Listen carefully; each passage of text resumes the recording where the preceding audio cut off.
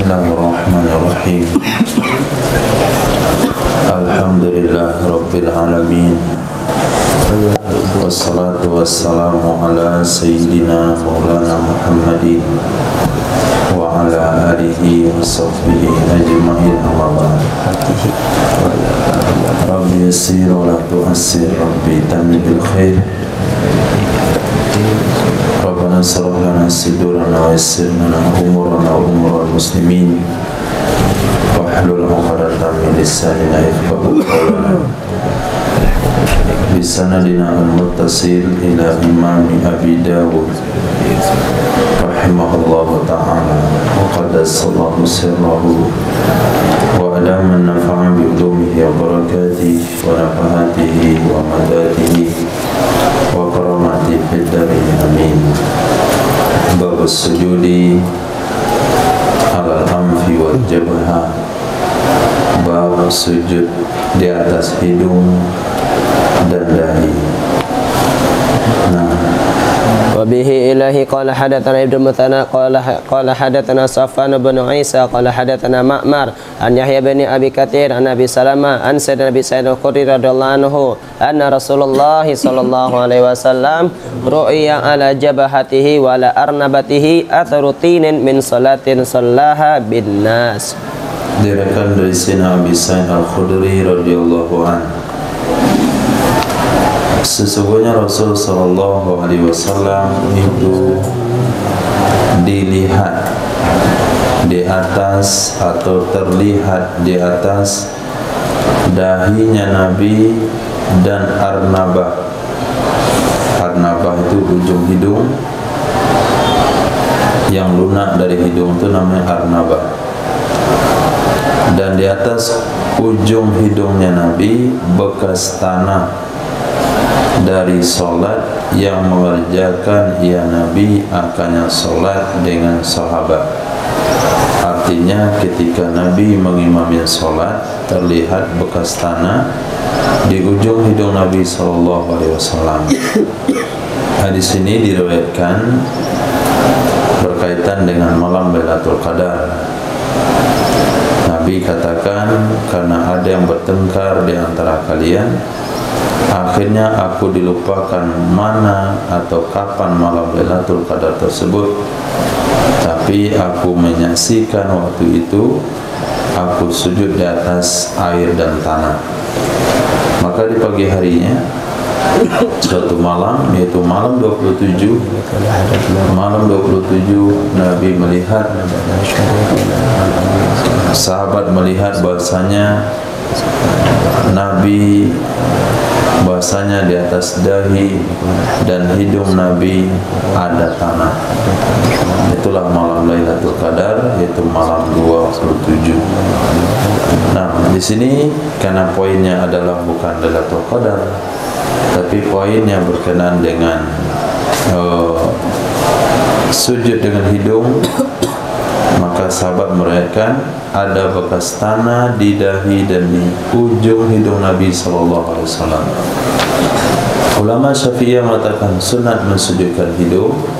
Ulama Malikiyah mengatakan wajib mensujudkan hidung. Nah, babu sifatis sujud, bab cara sujud. Nah, Bismillahirrahmanirrahim. Wa bihi qala hadatsana Rabi' bin Nafi' Abu Taubah qala hadatsana Syariq an Abi Ishaq qala wasafa lana al-Bara' bin Azib fa wada'a yadayhi wa i'tamada ala rukbatayhi wa rafa'a ajizatahu wa qala hakadha kana Rasulullah sallallahu alaihi wasallam yasjudu. Diriwayatkan daripada Abi Ishaq, seorang tabi'in, qala berkata ia Imam Abi Ishaq rahimahullahu ta'ala, wasafa lana, telah menceritakan kepada kami, telah mencontohkan kepada kami oleh sahabat Nabi Sayyidina Bara bin Azib radhiyallahu anhu. Fawada'a yadayhi, maka beliau meletakkan kedua tangannya, wa'tamada ala rukbatayhi, dan beliau bertekan atas kedua lututnya. Bertekan di atas kedua lututnya artinya 70% berat badan ada di lutut, wa rafa'a ajizatahu, dan beliau mengangkat pinggulnya, wa qala, dan berkata, ya Sayyidina Bara bin Azib, hakada, beginilah ada Rasul sallallahu alaihi wasallam melakukan sujud. Poin penting di sini adalah pinggul itu terangkat, jadi tinggi daripada punggung, betul-betul terangkat sehingga perut itu direnggangkan dari paha. Kalaulah lewat di sana anak kambing atau kucing, maka kucingnya bisa lewat. Nah, tapi kalau sujud seperti Salafi Wahabi lakukan, itu sujud dengan memanjangkan badan ke depan, melewati saf depannya, ini tidak akan terangkat pinggulnya, hampir sama rata, walaupun tidak rata, hampir sama rata antara pinggul dengan punggung. Nah, begitu juga sujud orang-orang yang tidak mau mengangkat pinggulnya, dia merapatkan perut, kayak sujud malas sekali. Orang yang malas sholat, sujudnya biasa-biasa saja. Nah, maka orang yang sujudnya biasa-biasa saja, sholatnya biasa-biasa saja, dia akan mendapatkan pelayanan dari Allah juga biasa-biasa saja. Jadi perlu dimaksimalkan sujud, betul-betul diangkat. Nah, diangkat ke atas. Rafa'a ajizatahu, itu poin pertama di hadis tersebut. Nah, وبه إليه قال حدثنا مسلم بن إبراهيم قال حدثنا شعبة عن سيدي قتادة عن سيدي أنس بن مالك رضي الله عنه أن النبي صلى الله عليه وسلم قال اعتدلوا في السجود ولا يفترش أحدكم ذراعيه افتراش الكلب. i'tadilu, Nabi sallallahu alaihi wasallam bersabda, i'tadilu ay tawassatu bainal ihtiras wal qabad. Mana i'tidalu adalah sederhanalah kalian, bersikap di tengah-tengahlah kalian antara ihtiras dan qabad, dengan meletakkan dua tangan di atas tanah dan mengangkat dua siku dari tanah, merenggangkan dua siku dari tanah, dari lambung, dan perut dari paha. Ini yang dimaksudkan dengan i'tadilu. I'tadilu artinya tawassatu, sederhana, jangan sampai iftirash, jangan sampai qabah, tapi di antara keduanya. Letakkan dua tangan di atas tanah, angkat dari tanah, jauhkan dari lambung, tetap jarinya lurus ke depan, kemudian renggangkan perut dari paha. Wala yaftarish, jangan menghamparkan oleh salah seorang kalian zira'aihi, dua hastanya, iftirashal kalbi, seperti menghamparkan anjing, seperti menghamparkan oleh anjing. Nah, ketika anjing tidur, dia akan letakkan dua tangannya di atas tanah. Nah, Nabi bersabda jangan seperti itu sujudnya. Anjing di sini hanya sekedar peminjaman bahasa dari binatang. Kucing juga sama, kambing kalau tidur juga sama, kerbau sama, sapi sama, gajah juga sama.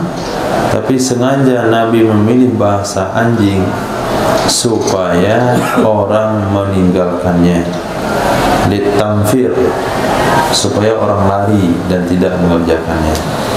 Itu salah satu tujuan dari memilih bahasa anjing, kenapa tidak kucing atau yang lainnya. Hadis.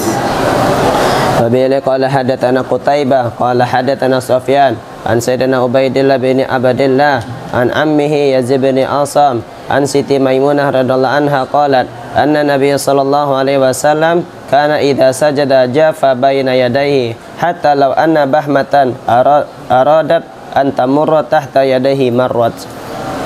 Diriwayatkan dari Sayyidatina Maimunah radhiyallahu taala anha, sesungguhnya Nabi sallallahu alaihi wasallam itu karena ada ya Nabi idza sajad, apabila sujud ya Nabi, jafa, merenggangkan ya Nabi, baina yadai, antara dua tangannya Nabi, merenggangkan ya Nabi antara dua tangannya Nabi, hatta, sehingga, lau anna bahmatan, jikalau sesungguhnya anak kambing, bahmah, jikalau sesungguhnya anak kambing, aradat, ingin ia anak kambing, antamurra, bahwa lewat ia anak kambing, tahta yadaihi, di bawah kedua tangannya Nabi, marrat, niscaya bisa lewat ia anak kambing. Jadi saking renggangnya tangan dengan lantai, dengan perut, sehingga anak kambing kalau mau lewat di bawah tangan itu bisa. Nah, tentu fisik Nabi yang besar tentu lebih besar pada fisik orang Arab hari ini, dan fisik kita yang kecil, mungkin standar testing atau cek sujud kita benar atau tidak, maka hewannya cukup kucing mungkin. Nah, bisa lewat kucing berarti tidak cukup. Nah, tentu dengan kondisi postur tubuh yang stabil. Nah, kalau postur tubuhnya nggak stabil, juga nggak bisa lewat kucing. Nah, terganggu dia dengan ada gunung kelut di situ. Nah, itulah lagi babnya. Yang penting bukan kucing lewatnya. Kalau sekiranya tidak ada yang menghalangi, maka bisa lewat kucing. Itu di dasar hadis.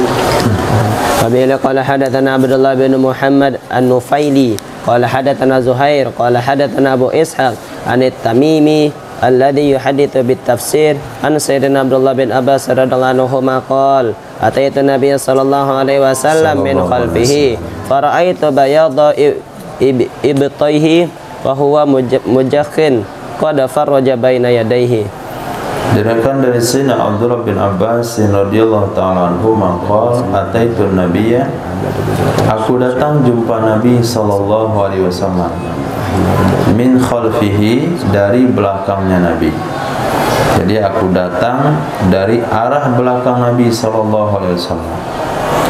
Faraitu, lalu aku melihat bayadha ibtaihi, putih dua ketiaknya Nabi sallallahu alaihi wasallam. Putih dua ketiaknya Nabi. Imam pengarang kitab Aunul Ma'bud katakan, ini menunjukkan bahasanya Nabi solatnya tidak pakai gamis, artinya tidak sedang pakai gamis. Kemungkinan kedua, gamis Nabi itu lengannya longgar, lengannya longgar.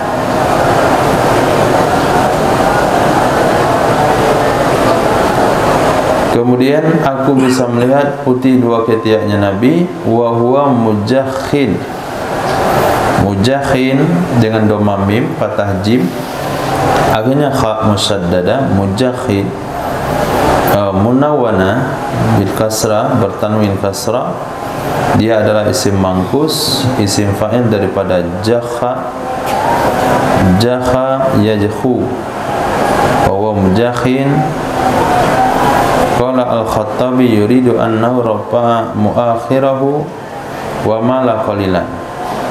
Mujakhin itu artinya mengangkat pinggul agak miring sedikit.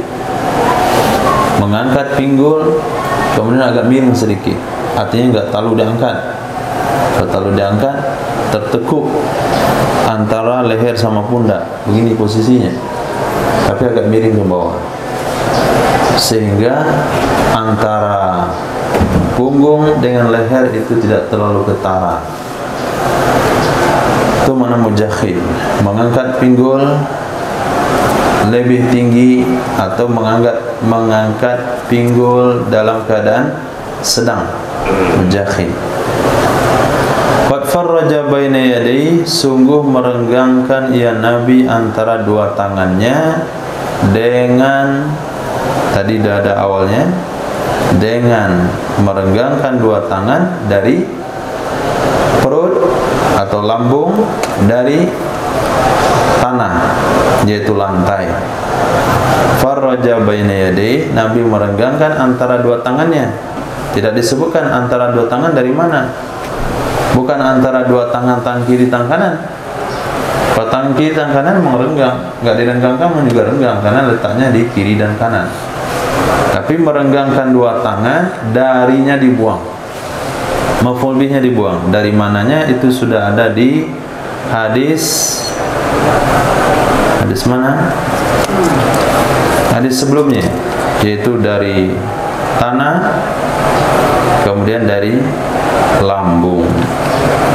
Nah, jangan rapatkan ke dalam, tapi renggangan keluar. Jangan rapatkan ke bawah, tapi angkat ke atas.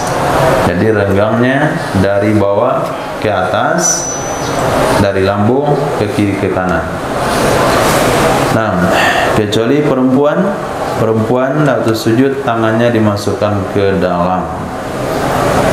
Hadis. Wabihi ilai qala hadatsana Muslim bin Ibrahim qala hadatsana Abbad bin Rashid qala hadatsana Al-Hasan qala hadatsana Ahmad bin Jaz'in sahibu Rasulillah sallallahu alaihi wasallam anna Rasulullah sallallahu alaihi wasallam kana idza sajada jafa adudaihi an janbaihi hatta na'wiya lahu. Diriwayatkan daripada Sayyidina Ahmad bin Jaz. Beliau adalah sahabat Nabi SAW. Sesungguhnya Rasul SAW karena ada ya Rasul SAW jika sajad, apabila sujud ya Nabi jafa, merenggangkan ya Nabi al-dudai, dua pangkal lengannya Nabi, anjambaihi, dari dua lambungnya Nabi, hatta na'wiyalah. Na'wiyalah itu diambil fi'il madi awa ya'wi dari bab daraba yadribu, daraba yadribu awa ya'wi ay idza raqqa wa taraham. Artinya hatta natarahamlah, sehingga kami merasa kasihan, sehingga kami merasa kasihan baginya Nabi SAW. Jadi saking renggangnya kita kasihan melihatnya. Timbul rasa perasaan sedih, timbul perasaan iba ketika melihat posisi Nabi, dua pangkal lengannya renggang dari bahu. Ini renggang. Tadi digunakan bahasa zira. Ini zira, lengan. Kemudian menggunakan bahasa adud, itu pangkal lengan. Ini bahasa yang berbeda, tapi dengan praktek yang sama. Karena kalau kita renggangkan zira, adudnya ikut. Renggangkan adud, zira juga ikut. Dia berada dua pertemuan antara pangkal dengan lengan, yaitu siku yang dimaksudkan direnggangkan dari dua lambung. Hadis. وبه قال حدثنا عبد الملك بن شعيب بن الليث قال حدثنا ابن وهب قال حدثنا الليث عن دراج عن ابن هجيرة عن سيدنا أبي هريرة رضي الله عنه أن النبي صلى الله عليه وسلم قال إذا سجد أحدكم فلا يفترش يديه افتراش الكلب وليضم فخذيه.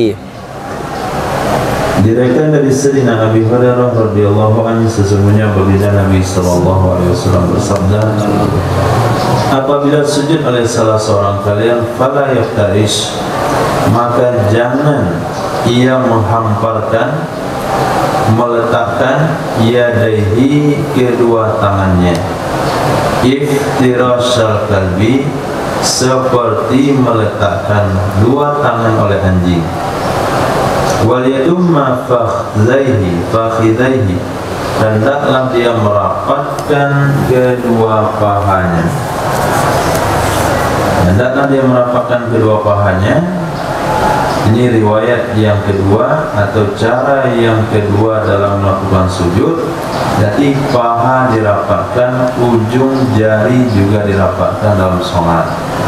Ketika sujud, paha itu nyatulin, lutut dan lutut didekatkan. Nanti untuk sujud ke bawah, Allahu Akbar, lututnya ke tengah, rapat kedua-duanya, kemudian jari belakang juga rapat.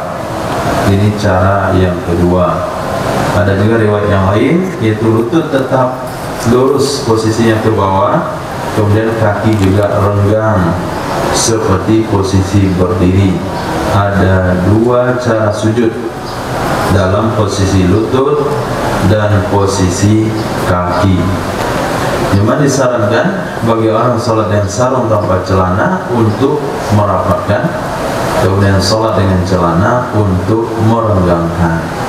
Kalau pakai gamis, tapi kalau pakai celana saja itu dianjurkan dirapatkan. Nah, seharusnya dia jadi makmum belakang. Bab rukhsati fi dzalik lidarurah, bab keringanan dalam demikian karena darurat. Hadis Wabihi qala hadatsana Qutaibah bin Sa'id qala hadatsana Laits an Ibni Ajlan an Summiya an Abi Salihin an Sayyidina Abi Hurairah radhiyallahu anhu qala اشتكى أصحاب النبي صلى الله عليه وسلم مشقة السجود عليهم إذا انفرجوا فقال استعينوا بالركب. Diriwayatkan dari Sayyidina Abi Hurairah radhiyallahu an, istaka, telah mengadukan, telah melaporkan oleh sahabat-sahabat Nabi sallallahu alaihi wasallam. Apa yang mereka laporkan ke Nabi? Masyaqqat as-sujud, akan sulitnya sujud terhadap mereka, idza faraju, apabila mereka merenggangkan, yaitu merenggangkan tangan dari dua lambung, merasa sulit. Faqala, maka Nabi bersabda, ista'inu birrukab, minta bantulah kalian, carilah keringanan dengan menggunakan lutut. Apa maksud cari keringanan yang menggunakan lutut? Kalau memang merasa letih, capek, karena kurang makan, karena sudah tua, kalau sujud itu dia angkat badan ke depan tuh dia sanggup lagi, maka nggak ada masalah minta bantu dari lutut. Artinya rapatkan perutmu dengan lutut. Nah, sujudlah dia dalam keadaan seperti orang sakit begitu. Nah, pernah sholat waktu sakit atau pernah sakit waktu sholat? Maka ketika sujud, kalau kita apalagi sakit kepala, kalau kita sujud tuh rasa-rasa keluar biji mata. Dan kalau sampai sujudnya diangkat begitu, itu sampai keluar isi benak, terpaksalah kita sujud begini. Nah, itu gak ada masalah, itu namanya rukhsah. Jadi minta tolong dengan lutut, maksudnya rapatkan lambungmu ke lutut. Itu maksud minta tolong dengan lutut. Artinya cari kekuatan supaya sujudnya tetap terlaksana walaupun tidak dalam kondisi renggang. Nah, kondisi maksimalnya renggang, kalau ada kendala boleh dirapatkan perut dengan lutut. Nah, itu disebut dengan rukhsah fi dzalika lidarurati. Babun fit takhassuri wal iqa, bab tentang berkaca pinggang. Berkaca pinggang, meletakkan dua tangan di atas pinggang, begini sholatnya. Nah, kemudian iqa, hadis Wabihi qala hadatsana Hannad bin Ibn Sirri an Waqi'in an Sa'ib bin Ziyad an Ziyad bin Sabih al-Hanafi qala sallaitu ila janbi bin Umar fa wada'tu yadayya ala khasiratayya falamma shalla qala hadha salbu fi salati wa kana Rasulullah sallallahu alaihi wasallam yanha anhu. Diriwayatkan daripada Ziyad bin Sabih al-Hanafi. Hanafi di sana bukan mazhab. Qala salaitu, aku mengerjakan salat di samping Sayyidina Abdullah bin Umar radhiyallahu taala anhuma. Fa wada'tu yadayya ala hasiratayya, aku letakkan kedua tanganku di atas kedua pinggangku. Allahu Akbar. Nah, ini salatnya. Falamma sholat, maka tatkala selesai sholat ia, qala, berkata ya Sayyidina Abdullah bin Umar, hadza shol fi sholat, ini salib dalam sholat. Ini salib dalam sholat. Kamu sudah membentuk posisi salib, yaitu kepalamu lurus di atas, tanganmu memanjang kiri dan kanan, kemudian kakimu lurus ke bawah. Itu posisi salib. Beda sama simbol kesehatan. Kesehatan ini sama panjang. Nah, tanda tambah juga sama panjang. Tapi kalau salib, di atasnya pendek, kiri kanannya pendek, ke bawahnya panjang. Salib. Nah, adalah Nabi SAW melarang darinya. Maka ulama memahami yang kritis dengan pemahaman hadis, sensitif dengan perkara-perkara negatif. Mereka tidak mau melihat apa saja yang ada indikasi salib. Nah, indikasi salib diantaranya celana jin. Nah, celana jin di bagian belakangnya kan ada jahitannya yang kayak segitiga panjang, kemudian jahitan pisahnya dari pinggang sampai ke bawah. Nah, itu dia bentuk salib, gak terlalu jelas. Nah, begitu juga antum beli gamis atau jaket yang di sini disambung. Jaket hitam, sabirullah antumnya, di sininya disambung. Ada jahitan sambungnya. Kemudian di sini ada setting, pasang terlalu. Nah, terjadilah bentuk salib di sini. Maka yang punya jaket itu jangan dipasang ke settingnya, lepaskan di luar saja supaya nggak jadi salib. Artinya mematahkan salib. Jadi kan jubah-jubah yang dibuat gamis yang pakai list di sini, itu bagian dari salib. Nah, apa saja saya lihat ada sebagian jendela rumah tanpa disadari itu membentuk salib. Jendela rumah, konsen orang dulu, nah, dia pakai kayu panjang bagi dua, itu membentuk salib. Itu catnya harus disamakan. Kalau catnya dibedakan, dia telah membentuk salib. Nabi, ya, kalau kita nggak kepikir, nggak ada pula salib. Cuma orang diri kecak pinggang saya. Ternyata dilarang oleh Rasulullah SAW karena bentuk salib. Berarti sikap atau bentuk benda-benda itu kita harus hati-hati dengan salib. Maka kritikan yang diberikan kepada bintang segi 6, 8, bintang David 6. Nah, ini termasuk perkara yang diwaspadai. Katanya di dinding masjid raya ada bintang David atau di lambang-lambang. Ya, kita berusaha untuk menghindarinya. Kenapa bintang 6? Buat saja bintang 5 atau bintang 8 atau bintang 12 atau bulan sabit. Nah, begitu juga dengan mata satu. Nah, mata satu. Karpet kadang. Karpet ini dulu sering dikritik oleh masyarakat muslim, menonjolkan gambar-gambar simbol-simbol Yahudi. Nah, itu bukan perkara yang berlebihan dalam agama.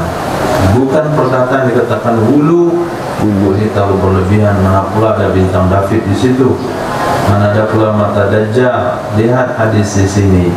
Nabi SAW melarang salib di dalam sholat salib bagaimana? Karena ketika Anda berkacak pinggang itu menunjukkan simbol salib agama orang lain. Nah, Bila hadatsani Abdurrahman ibn Muhammad bin Sallam qala hadatsana Yazid yakni ibn Harun akhbarana Hammad yakni ibn Salamah an Sayyidina Thabit an Sayyidina Mutarrif an abihi qala ra'aitu Rasulullah sallallahu alaihi wasallam yusalli wa fi sadri azirun ka azir raha min al-bukai sallallahu alaihi wasallam. Bukai fi salat, menangis dalam salat. Bukan berarti setiap menangis dalam salat itu bagus. Ada juga menangis dalam salat membuat salat batal. Bagaimana cara menangis dalam salat kalau mau menangis? Dari Sayyidina Mutarrif, dari ayah beliau Abi Mutarrif radhiyallahu anhu, aku melihat Sayyidina Rasul sallallahu alaihi wasallam yusalli, mengerjakan salat. Wa fi sadrihi azir, di dalam dadanya Nabi itu ada bunyi zir. Nah, seperti bunyi Belanda itu zir. Ka azirir raha, seperti bunyi zir, bunyi roha, penggiling gandum. Penggiling gandum yaitu batu yang disatukan, dua batu besar yang disatukan, kemudian dikasih lubang di atas, dikasih sumbu, masukkan gandum di dalam lubangnya, kemudian diputar. Nah, kalau kita anak batu dengan batu gilingan, kalau digosok, kalau yang digiling itu adalah merica, bukan cabai, maka gesekan itu namanya zir. Bunyinya bunyi azir. Nah, seperti itulah bunyi yang ada di dada Nabi sallallahu alaihi wasallam. Jadi boleh menangis, bunyinya di dalam dada, bukan dalam mulut. Seperti yang Wahabi contohkan menangis dalam sholat. Dia menangis setiap mulut. Nggak sah sholatnya, bisa batal. Nangisnya itu dalam dada. Seperti anak-anak yang baru saja dimarahi oleh ayahnya, ada kelamaan, lama kali menangis, langsung tangisnya turun ke dada. Nah, ini namanya azir. Di tangisan di dada, bukan tangisan di mulut. Kalau nangis di mulut jadi batal. Jadi nangisnya di dada. Ini keikutan tangisan Wahabi. Nah, tangisan Wahabi hanya di lidah saja, nggak sampai ke hati. Nah, tangisan diinginkan adalah tangisan di dada. Kalau tangisan di bibir dan tangisan di mata, artis lebih hebat menangisi. Nah, nggak ada kendala itu, syuting dia bisa nangis kebenaran. Nah, tapi tangis yang diinginkan adalah tangisan yang ada di dalam dada. Nah, kalau dia betul Wahabi tulen, tidak akan pernah tangisannya sampai ke dalam hati. Itu jaminan hadis Nabi. Nah, Al-Quran itu tidak akan pernah melewati tenggorokan mereka. Tangisan mereka hanya ada di lidah, di tenggorokan saja. Sementara tangisan yang diinginkan oleh Nabi adalah tangisan di salat. Karahatil waswasa wa hadisi nafsi fi salat. Makruh hukumnya waswas dan bicara dalam hati. Bicara dalam hati sedang solat. وبه قال حدثنا أحمد بن محمد بن حنبل قال حدثنا عبد الملك بن عامر قال حدثنا هشام يعني ابن سعيد عن زيد بن أسلم عن عطاء بن يسار عن زيد بن خالد الجهيني عن النبي صلى الله عليه وسلم قال من توضأ فأحسن وضوءه ثم صلى ركعتين لا يسهو فيهما غفر له ما تقدم من ذنبه. Man tawaddo'a, siapa saja yang berwudu ia, fa ahsana wudu'a, lalu dia membaguskan wudunya, summa shalla rak'atain, lalu dia salat 2 rakaat, la yashu fihima, yang dia tidak lupa dalam 2 rakaat tersebut, tidak lupa kepada Allah, selalu ingat. Maka ketika selalu ingat berarti dia tidak was-was. Kalau dia selalu ingat kepada Allah, berarti dia tidak ngomong dalam hatinya. ghufira lahu ma taqaddama min dzambi, dimaafkan, diampunkan baginya apa saja yang telah terdahulu dari dosa-dosanya. Hadis أبي قال حدثنا عثمان ابن أبي شيبة قال حدثنا زيد ابن حباب قال حدثنا معاوية ابن صالح أن ربيعة ابن يزيد أن أبي إدريس الخولاني أن جبير ابن نفير الحضرمي أن عقبة ابن عامر الجهني أن رسول الله صلى الله عليه وسلم قال ما من أحد يتوضأ ويحسن الوضوء ويصلي ركعتين يقبل بقلبه ووجهه عليهما إلا وجبت له الجنة. ما من أحد dari Sayyidina Amir Uqbah bin Amir al-Juhani radhiyallahu anhu, sesungguhnya Rasul sallallahu alaihi wasallam bersabda, tidaklah dari siapapun, ma min ahadin, tidak dari seorang pun, yatawaddu, yang berwudu ia seseorang, fayuhsinul wudu'a, lalu dia membaguskan wudunya dibaguskan, melakukan sunnah wudu, rukun wudu, meninggalkan makruh wudu, wa yusalli rak'atain, lalu dia salat 2 rakaat. Salat tahiyatul wudu boleh, salat qabliyah sekalian tahiyatul wudu boleh, salat tahiyatul masjid sekalian tahiyatul wudu boleh. Yang penting selesai wudu dia salat 2 rakaat.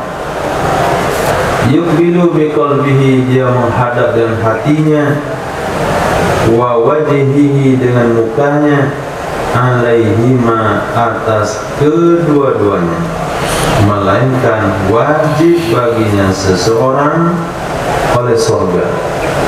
Bagaimana menghadap dengan hati dan muka? Yaitu konsentrasi penuh. Nah, misalnya ada pertanyaan yang dilontarkan yang berhadiah motor. Nah, kita akan buat acara cerdas cermat. 1 jawaban yang benar, hadiahnya motor. Itu didengarkan secara seksama.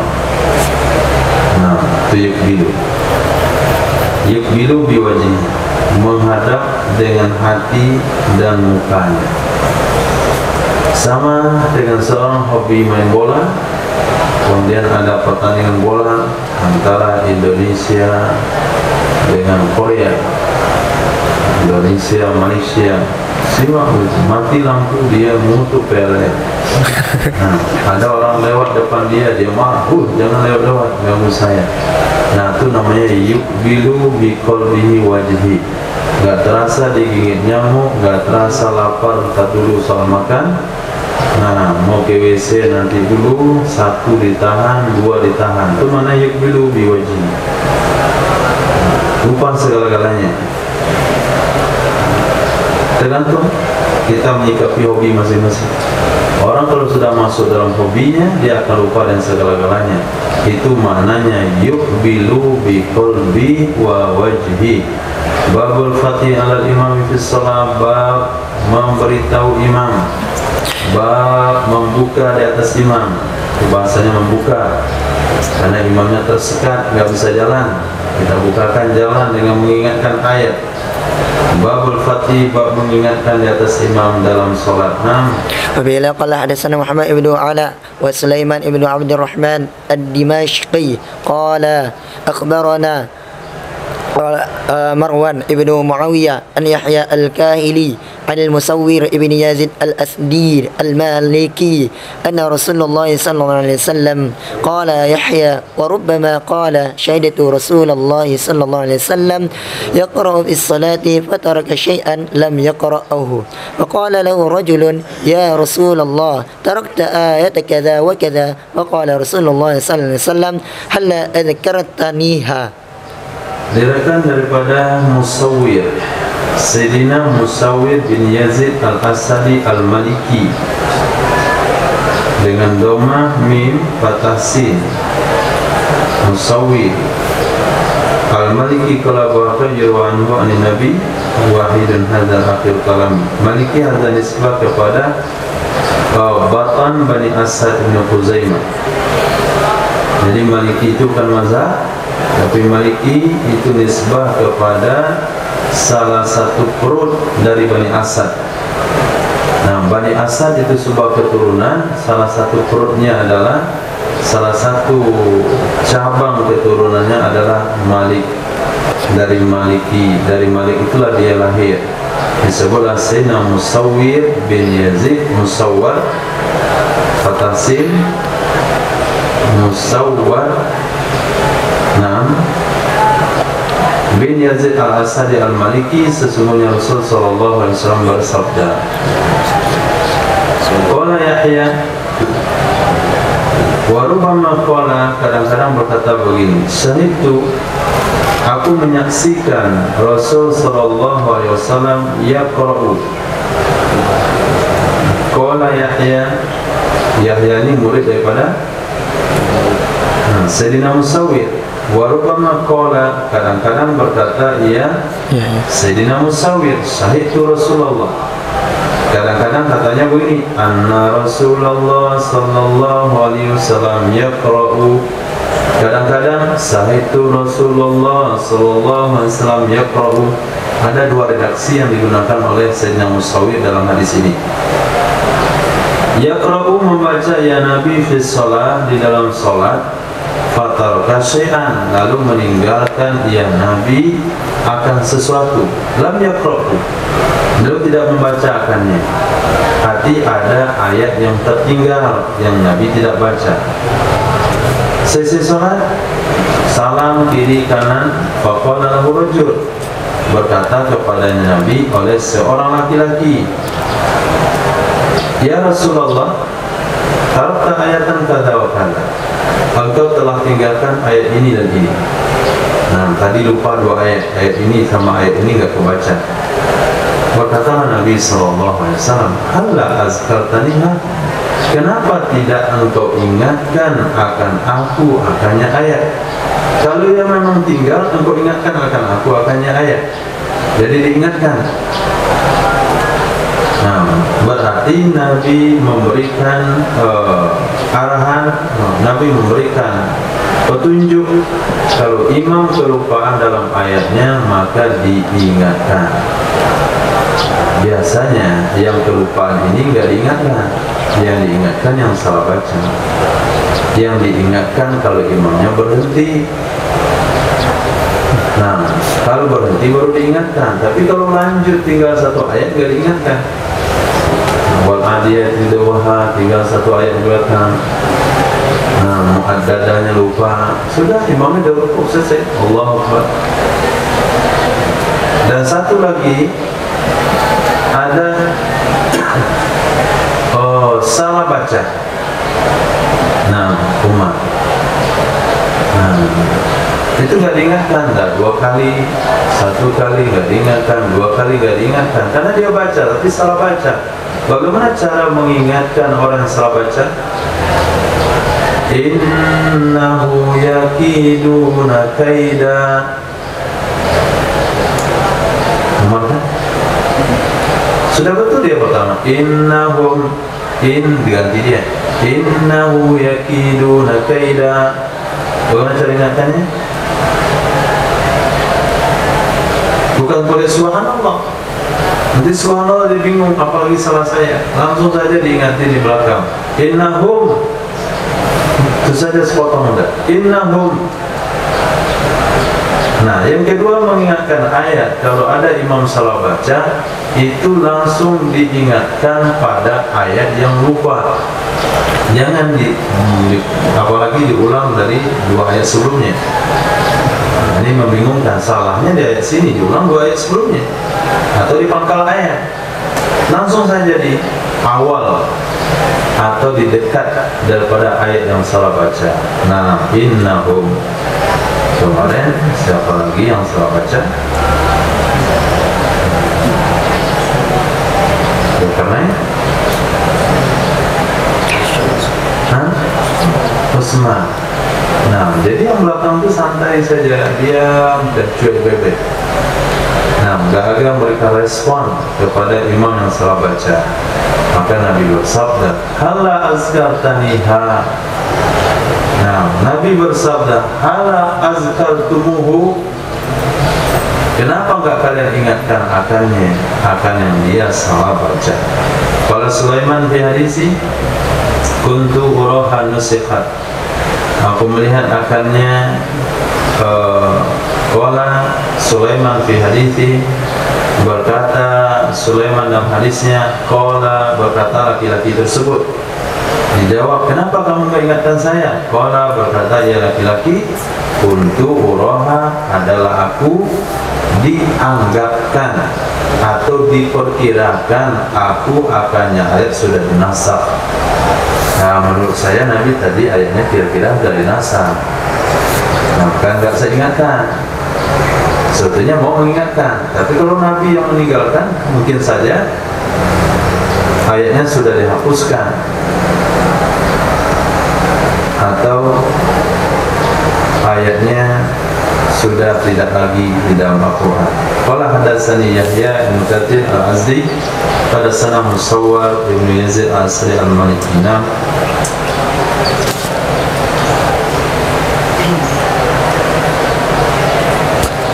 وبه قال حدثنا عبد الوهاب ابن نجده قال حدثنا محمد بن يوسف الفري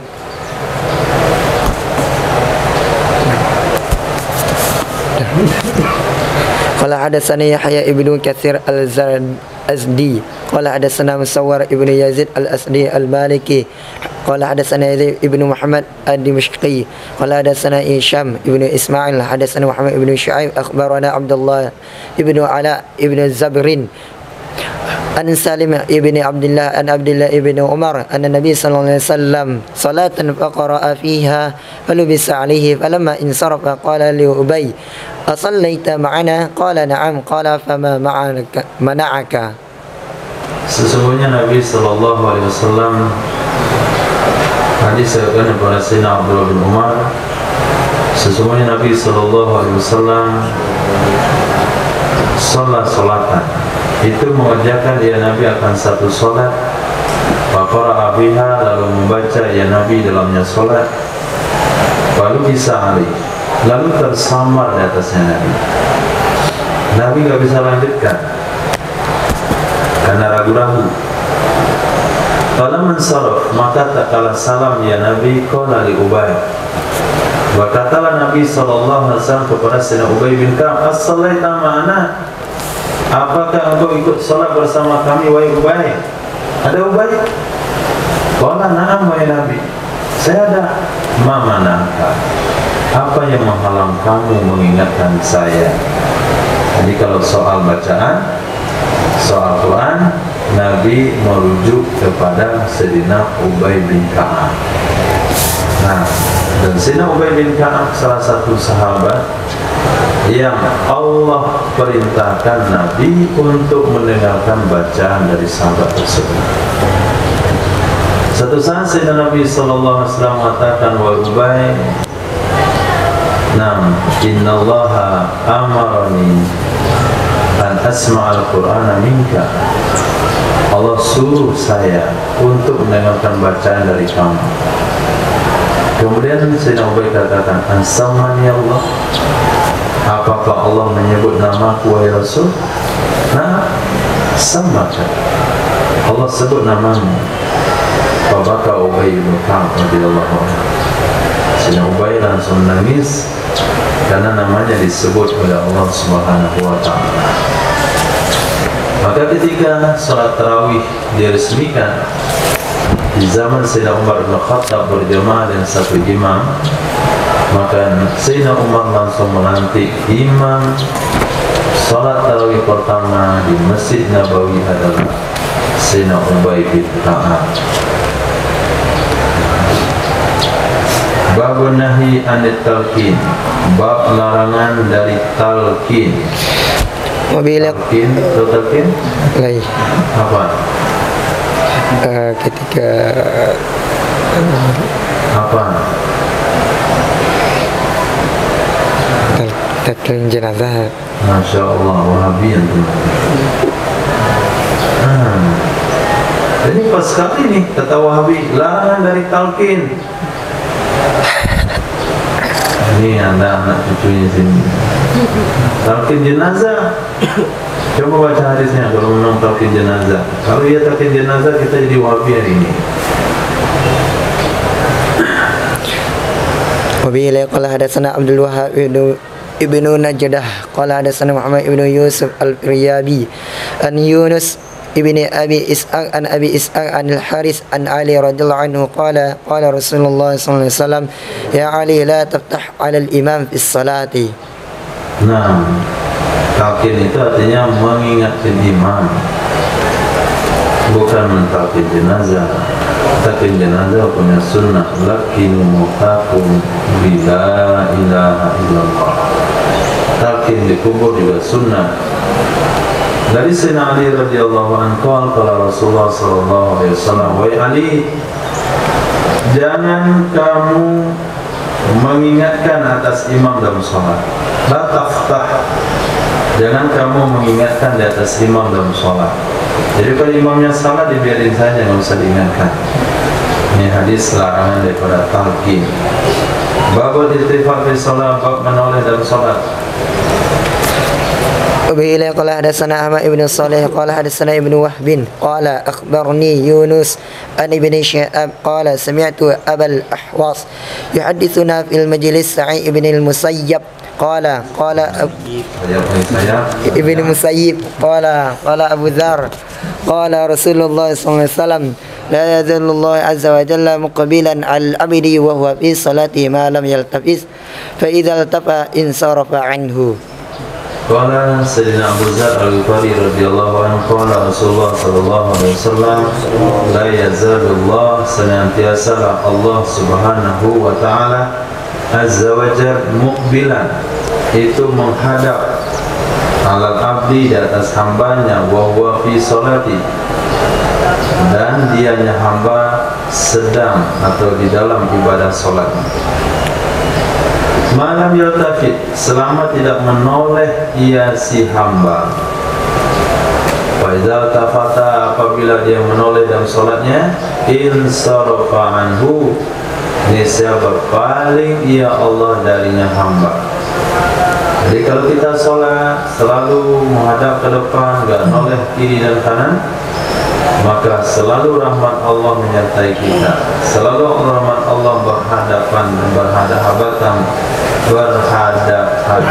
dengan kita. Tapi ketika kita menoleh ke kiri atau ke kanan dalam sholat, maka Allah palingkan rahmatnya dari kita.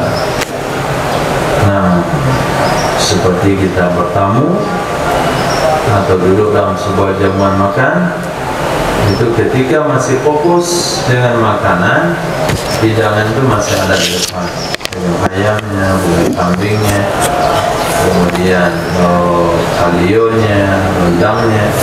Tapi kalau sudah noleh, nah makanan itu akan diangkat.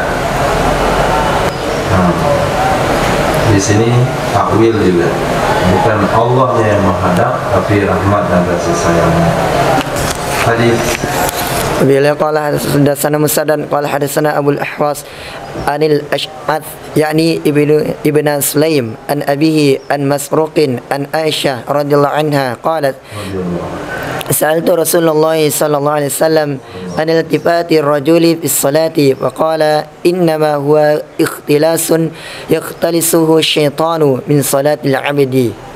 Diriwayatkan dari Sayyidatina Aisyah radhiyallahu ta'ala anha, kata beliau, aku pernah bertanya kepada Sayyidina Rasul sallallahu alaihi wasallam tentang berpalingnya seseorang dari sholat, tentang menolehnya seseorang di dalam ibadah sholat. Dia noleh kiri, noleh kanan, dia sholat. Nah, hukumnya tidak batal sholat, cuma makruh. Tapi kalau melirik tidak makruh. Gimana? Nah, itu lagi, Masya Allah. Nah, belum juga rukuk, belum juga dia sholat ikut imam. Cari saf, dapatkan ke dinding. Pada safnya masih kosong di sini. Dan rapat-rapat ke dinding, tunggu imam dulu baca ayat yang mau dekat-dekat sujud baru sujud. Nampak kita sudah free. Nah, berapa sudut pandang mata untuk melihat kiri kanan? Hah? Lulus yang baru atau lebih? Itu hukumnya tidak makruh. Nah, dan Nabi melirik dalam sholat. Tapi kalau sudah menoleh leher, ini hukumnya makruh. Kalau sudah menoleh dengan dada, ini hukumnya haram. Karena menurut mazhab kita wajib menghadap ke Ka'bah itu dengan dada, bukan dengan muka. Muka hukumnya sunnah. Maka orang yang menghadap ke Ka'bah dan mukanya dadanya berpaling, sholatnya batal. Orang yang menghadap dengan dadanya mukanya berpaling, sholatnya makruh. Ketika Nabi ditanya tentang orang yang menoleh dalam sholat, Nabi bersabda, innama huwa ikhtilas. Hanya saja dianya menoleh itu kecopetan. Itu adalah pencopetan. Mencopet akannya seseorang oleh setan dari sholat seorang hamba. Mencopet akannya kecopetan, yaftali subuh itilas oleh setan dari sholat seorang hamba. Berarti hamba itu sudah kecolongan sholatnya, sudah dicopet ibadah sholatnya oleh setan. Pahala sholatnya sudah diambil oleh syaitan. Bagus sujudi ala anfi. وبه قال حدثنا مؤمل ابن الفضل قال حدثنا عيسى عن معمر عن يحيى ابن أبي كثير عن أبي سلمة عن أبي سعد الخدري أن رسول الله صلى الله عليه وسلم رؤي على جبهته وعلى أرنبته الثلثين من صلاة صلىها بالناس. Nah, hadis ini ada dua kali.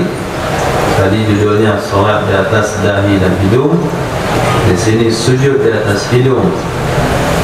Supaya khuruj min al-khilaf, kita juga sujudkan hidung.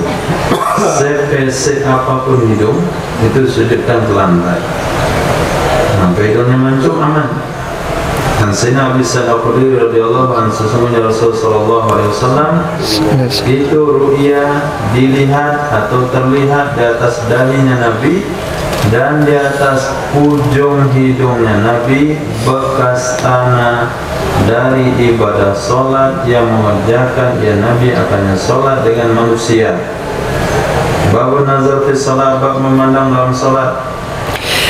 وبه قال حدثنا مسدد قال حدثنا معاوية وبه وحدثنا عثمان ابن أبي شيبة قال حدثنا جرير وهذا حديث وهو أتم عن الأعمش عن المسيب ابن رافع عن تميم ابن طرافة الطائي عن جابر ابن سمورة قال عثمان قال دخل رسول الله صلى الله عليه وسلم المسجد فرأى فيه ناسا يصلون رافعي أيديهم إلى السماء ثم اتفاقا وقال لا ينتهين رجال يشخصون أبصارهم إلى السماء قال مسدد الصلاة أولى ترجع إليهم أبصارهم. Diriwayatkan daripada Sayyidina Jabir bin Samurah qala Utsman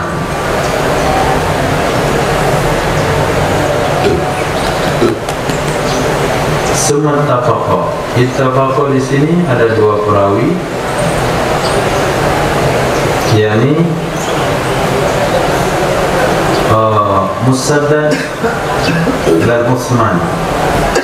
Musaddad dari Abu Muawiyah, Utsman bin Abi Syaibah dari Sinajari.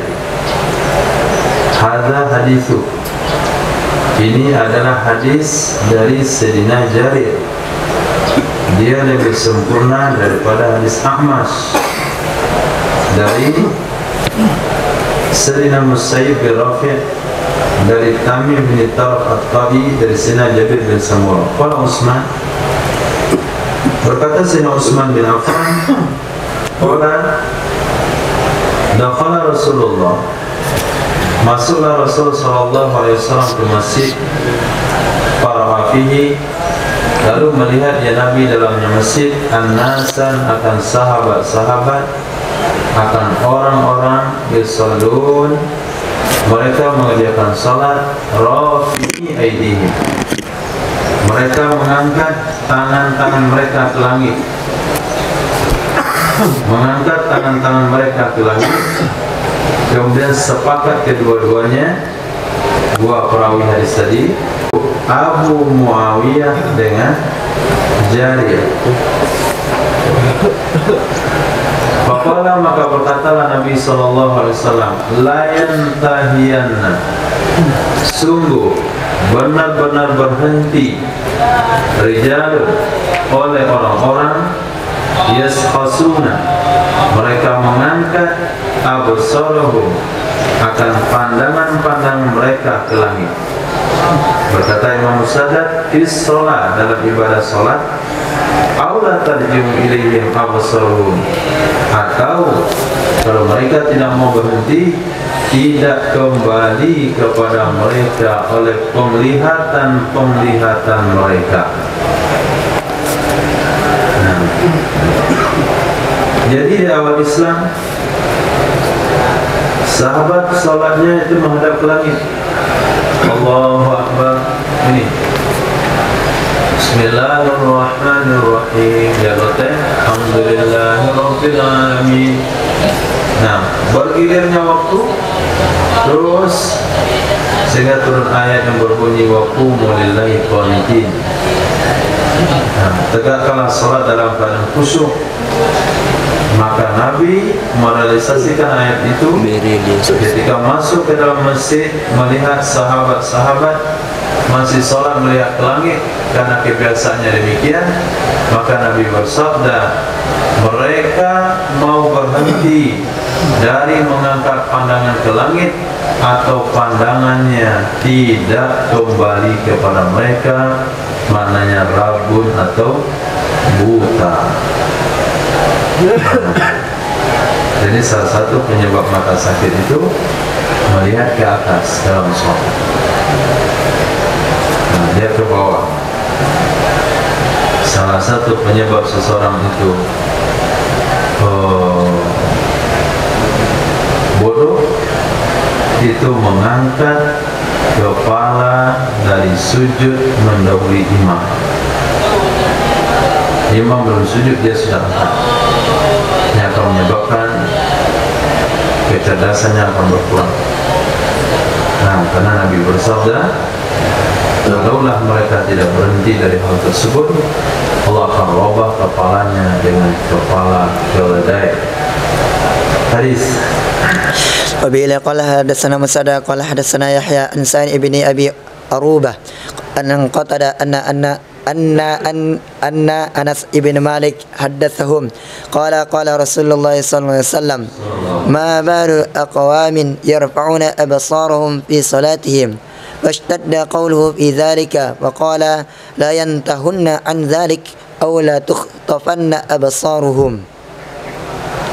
Dari Sayyidina Anas bin Malik haddatsahu, menceritakan kepada mereka tabi'in, Qala Rasulullah sallallahu alaihi wasallam, ma balu aqwamin, apa gerangan, apa alasan beberapa kaum, yarfa'una, mereka selalu mengangkat absarahum, penglihatan mereka di salatihim, dalam salat mereka.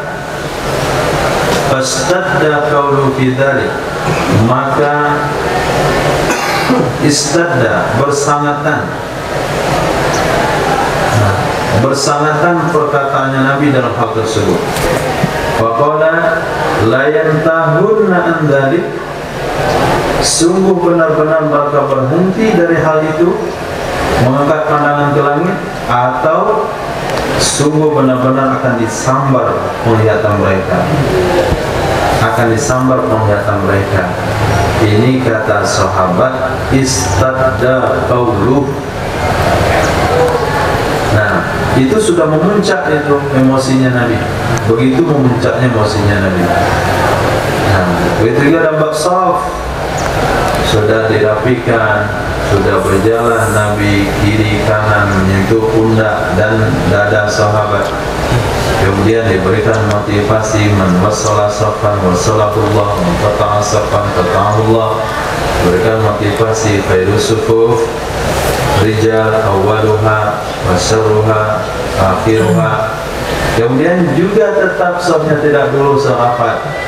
Nabi memberikan tegasan, penegasan yang paling kuat. La tustawunna suhufakum aw la yukhalifanallahu baina qulubikum. Sahabat sudah dinasihati berkali-kali untuk tidak mengangkat pandangan ke langit, tapi tetap terus dilakukan.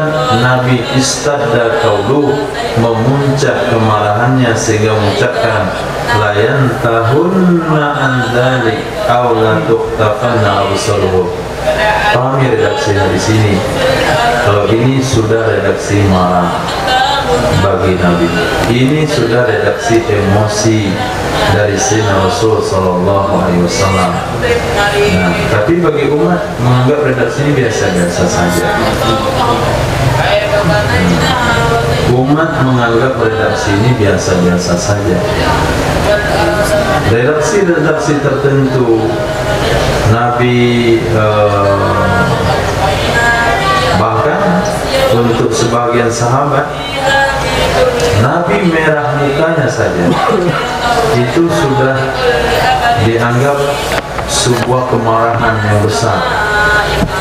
Ketika Sayyidina Umar bin Khattab radhiyallahu ta'ala anhu datang kepada Nabi sallallahu alaihi wasallam membuat satu selebaran yang bertuliskan kitab Taurat.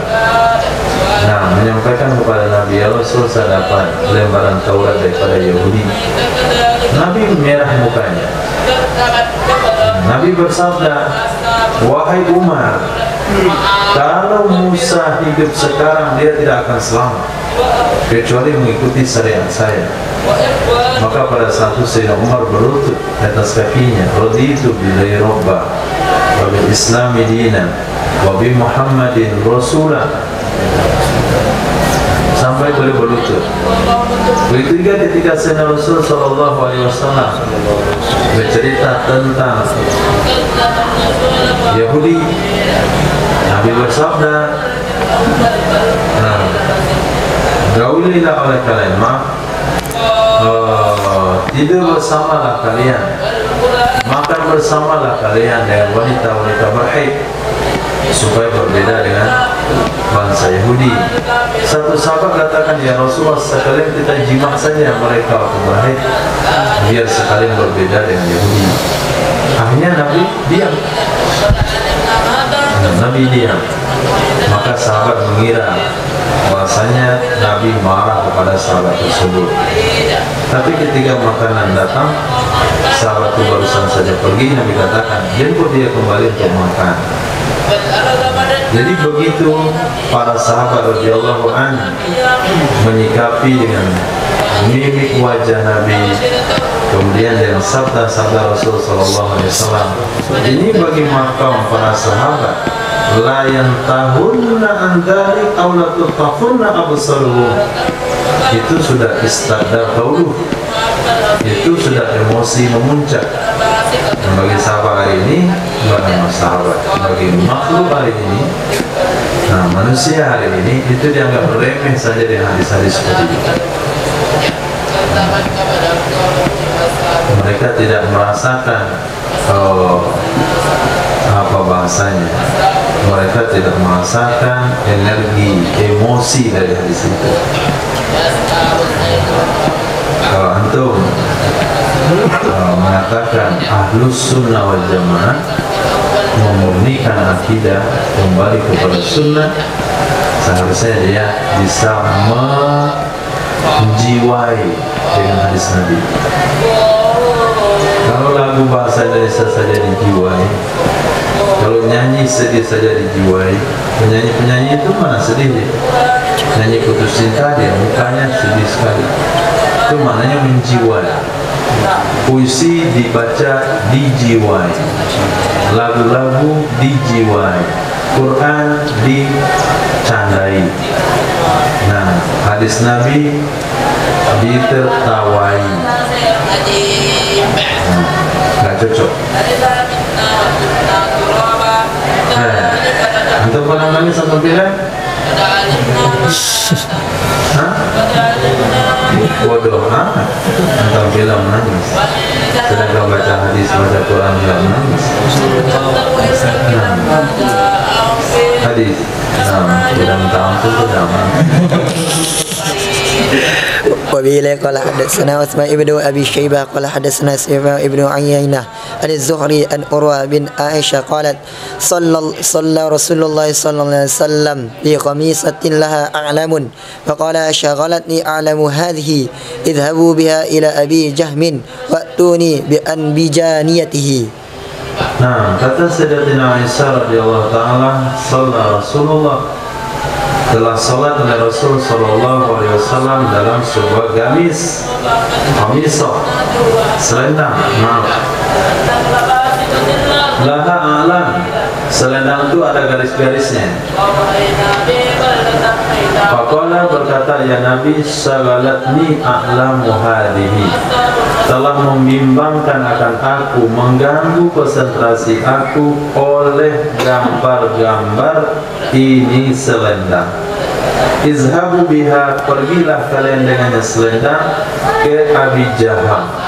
Waktu ini bawakan oleh kalian akan aku dengan ambijaniyati, dengan yang polosnya. Ambijaniyati itu yang polos. Iza walisda alamala, selendang tebal yang tidak ada gambar. Yang asal mulanya adalah Nabi SAW mendapatkan tawaran dari Sayyidina Abi Jaham, 2 selendang. Ya Rasul, ini ada 2 selendang saya punya. Nabi pilih yang mana? Nah, satu yang bergaris, ini namanya alam, garis-garis. Yang satu lagi yang polos, tebal, seperti selendang dari India. Nah, hitam, tebal, besar. Nabi pilih yang pakai garis-garis. Nabi pakai sholat. Nah, sedang sholat. Nah, terpengaruh dengan gambar-gambar. Selepas itu Nabi katakan, bawa selendang tukar yang polos yang tadi ditawarkan ke saya. Apakah selama itu iman Nabi, konsentrasi Nabi dalam sholat? Tidak. Nah, itu hanya sekadar tampil atau ibroh kepada umat, bahwasanya menjauhi perkara yang melalaikan, perkara yang mengganggu sholat. Ini bukan hanya garis-garis, tulisan di belakang punggungnya. Nah, apa dibuat di situ? Apa dia lihat saya? Kita sama-sama apa dia lihat saya? Mana saya lihat kamu? Ada lagi belakang mulai. Nah, boronan mertua. Kita berpikir, apa ini masalahnya?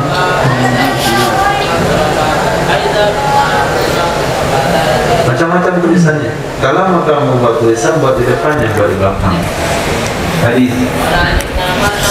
وبه قال حدثنا عبيد الله ابن معاذ قال حدثنا أبيه قال حدثنا عبد الرحمن يعني ابن أبي زياد قال سمعت هشام يحدث عن أبيه عن عائشة بهذا الخبر قال وأخذ كرديا كان لأبي جحم وقيل يا رسول الله الخميسة كان خيرا من الكردي. Dari Sayyidina Aisyah radhiyallahu ta'ala anha ada ini hadis, kata beliau, wa akhadha kurdi, mengambil dari Nabi akan senang kurdi, ridaan kurdian. Kurdi bernama Yusba yakuna rida mansuban ila Kurdi bin Amr bin Amir bin Rabi'ah bin Sa'sa'ah.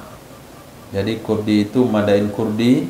Kurdi itu daerahnya Kurdi bin Amr bin Amir bin Rabi'ah bin Sa'sa'ah.